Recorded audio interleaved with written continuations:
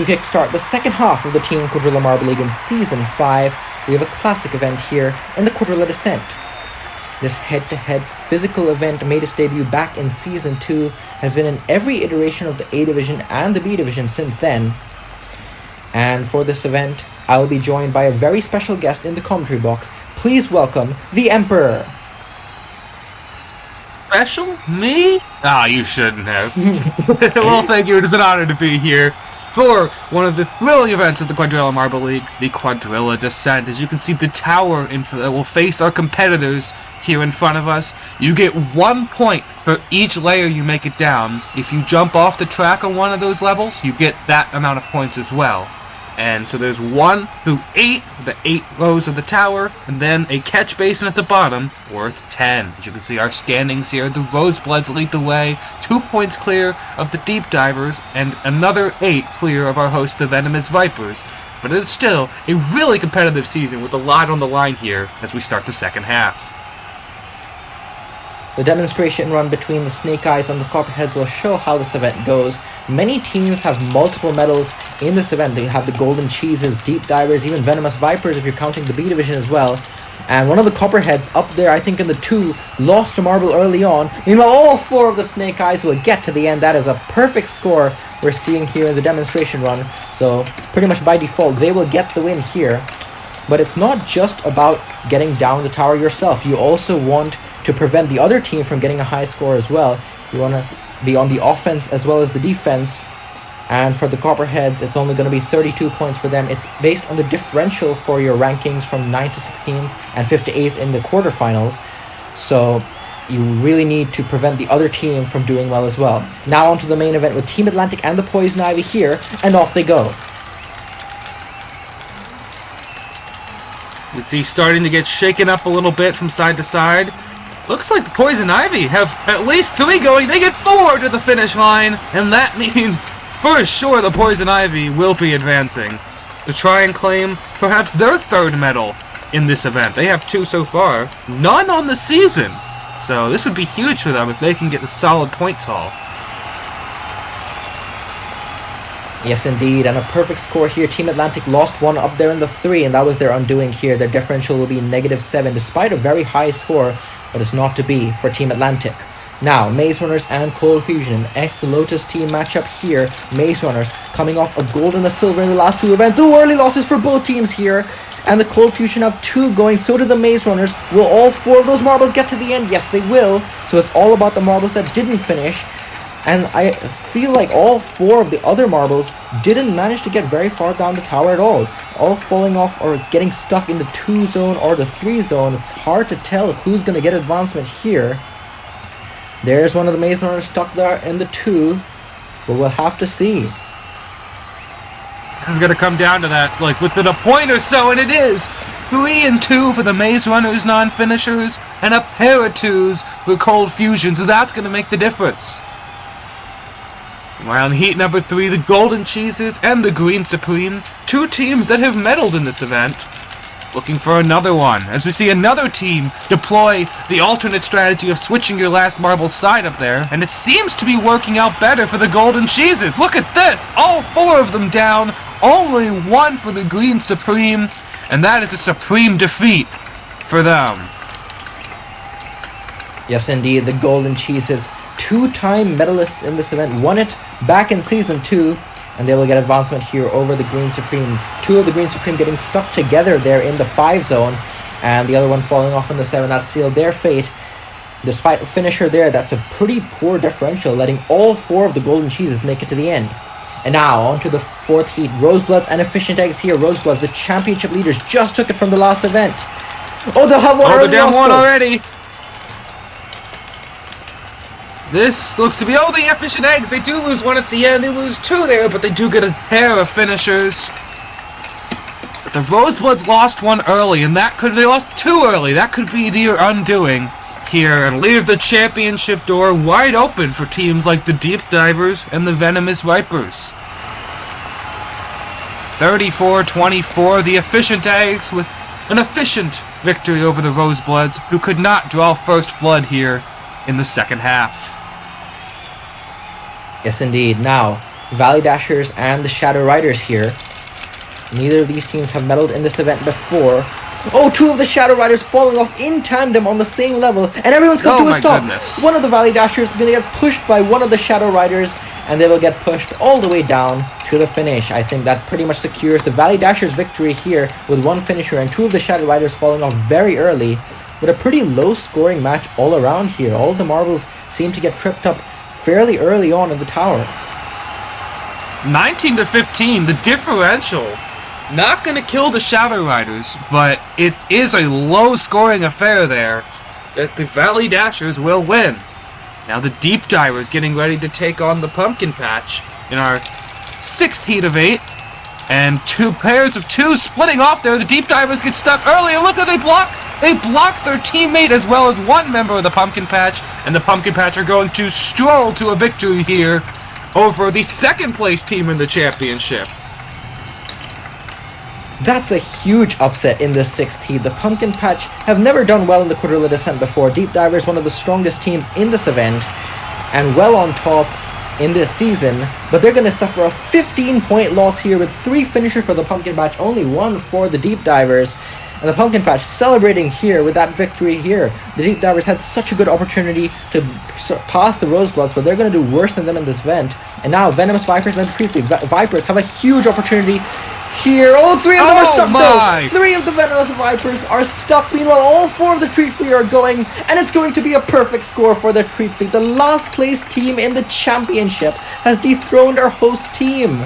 Can you believe it? Unbelievable! The Venomous Vipers caught napping here. The Treat Fleet, no slouches at this event. 40-13, it's a record! And the team with 28 points to their name has just taken down the number 3 seed. And now all 4 teams without a medal are moving on. Meaning it's a very good chance at least one of them has to get one. Oh my goodness. Bacon Brawlers and the Bubble Squad. Who is that launching off the track immediately? Is that a 0? Is that even possible? I think that will be scored as a 1 for one of the members of the Bobble Squad. And I think that pretty much guarantees that Bobble Squad will not be advancing here. Bacon Brawlers had one stuck down there in the 7. And 3 marbles apiece for both teams here. Managed to get to the end. It's a bit tough to tell. Both red uniforms here. And yes, indeed, 37-31, the non-advancers for the Bacon Brawlers better with that 1-7 there. Bobble Squad, 1 early loss relegates them to 11th place in this event. But look at this, Venomous Vipers dead last, Deep Divers 15th, even the championship leading Rosebloods only 13th place. Huge opportunity for all the bottom half teams to catch up here. And there you can see our matchups for the quarterfinals, and straight away to the quarterfinals we go. The Poison Ivy and the Maze Runners here, 2 teams trending very well as of late. But we'll see who can get the win here. Maze Runners could make it 3 for 3 for medals here. On they go, and Poison Ivy have all 4 of them still going. Maze Runners have one stuck up there, and Poison Ivy will once again do it. All 4 of their marbles making to the end. They did that in the heats. They managed to do it once again in the quarterfinals. Poison Ivy performing flawlessly here in the Quadrilla Descent. And the Maze Runners, it will not be a 3rd medal in a row for them. Poison Ivy, 2-time medalists in Season 2 and Season 3. They have not lost a marble yet today, and they certainly look like the team to beat in this event. They may sit in 15th in the standings, but they are definitely competing for a medal here in the Quadrilla Descent. Golden Cheeses, meanwhile, also 2-time medalists, taking on the Efficient Eggs. And we have a stalwart up the top on the 1 Eggs teammate, able to get them going. That could be huge later on as one of the Golden Cheeses falls off. But it is later down the course. We'll have to see, did that other Efficient Eggs member fall down there?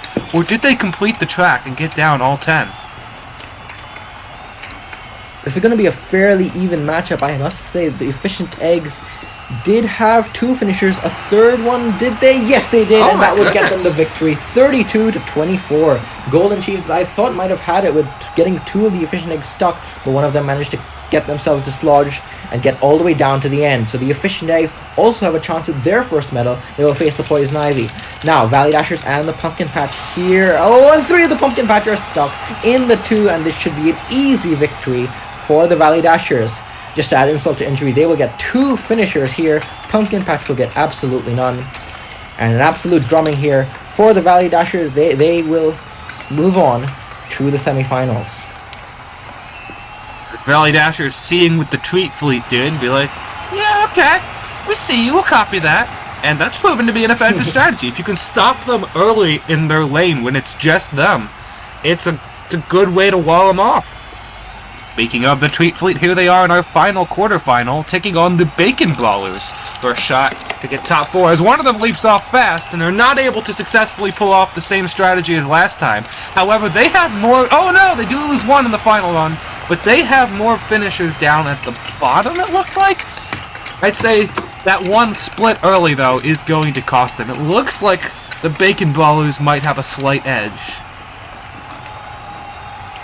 The Bacon Brawlers did have 2 finishes as well, and the Treat Fleet also only had 2 finishes, but by 3 points, thanks to that 1-8 and 2 threes for the Bacon Brawlers. The Treat Fleet do manage to eclipse the Bacon Brawlers and are going on to the top 4.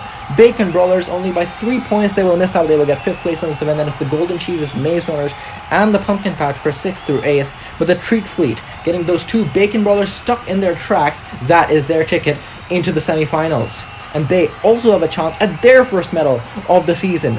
Poison Ivy and Efficient Eggs, one of them will guarantee their first top 2 finish of the season here, and off they go in the first semi-final. And 2 of the Poison Ivy are stuck right at the top there. Oh, and collisions make everyone stop.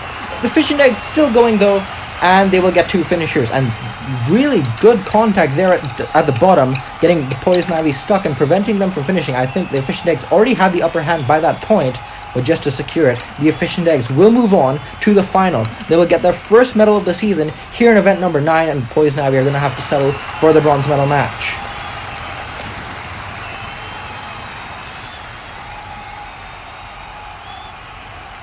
The Efficient Eggs, efficient as always, they will earn 20 points at least in their first medal of the season. Who will they face in the final? Well, that remains to be seen between the Valley Dashers and the Treat Fleet here. Treat Fleet looking for their first medal. Valley Dashers have 2 stuck up there, but they also have 2 going to the bottom, and the Treat Fleet have none.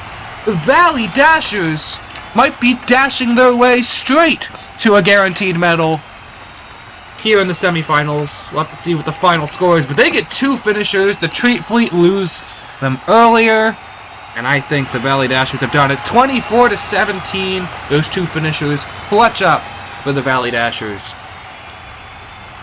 Yep, the Cinderella run of the Treat Fleet comes to an end here, but they can still play for a bronze against the Poison Ivy. Both of these teams playing for their first medal. In fact, both of these teams 15th and 16th in the championship right now.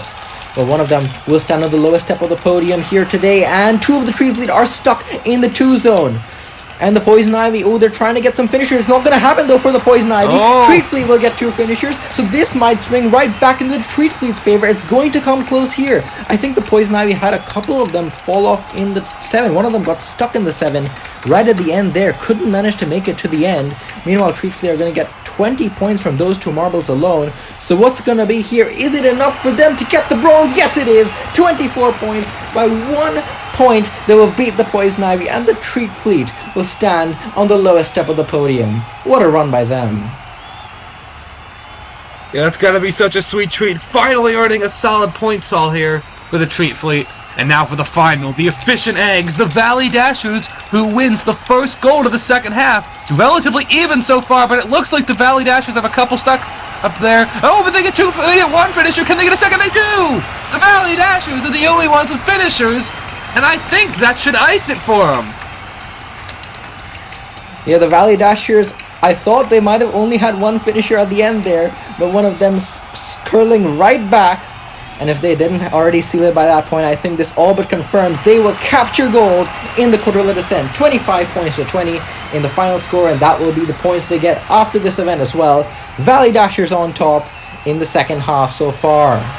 They came into this event in 5th place. They have a chance at really getting into that top 3 and getting close to our leaders with so many marbles, so many of our leaders doing poorly in this event. But well done to the Valley Dashers, Efficient Eggs, and the Treat Fleet for making the podium in the Quadrilla Descent.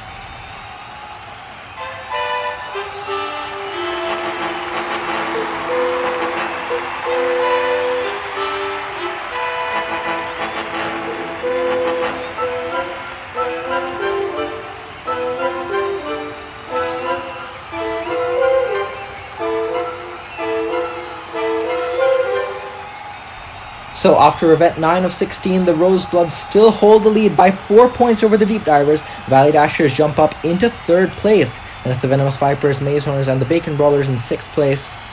And looking at the Captain's Championship of just the team events, the Deep Divers hold the lead by 1 point over the Valley Dashers, who jump up into 2nd. Venomous Vipers and Green Supreme drop to 3rd and 4th. The next event will be Aiming, a brand new event in the Quadrilla Marble League, which we'll see for the A Division and the B Division.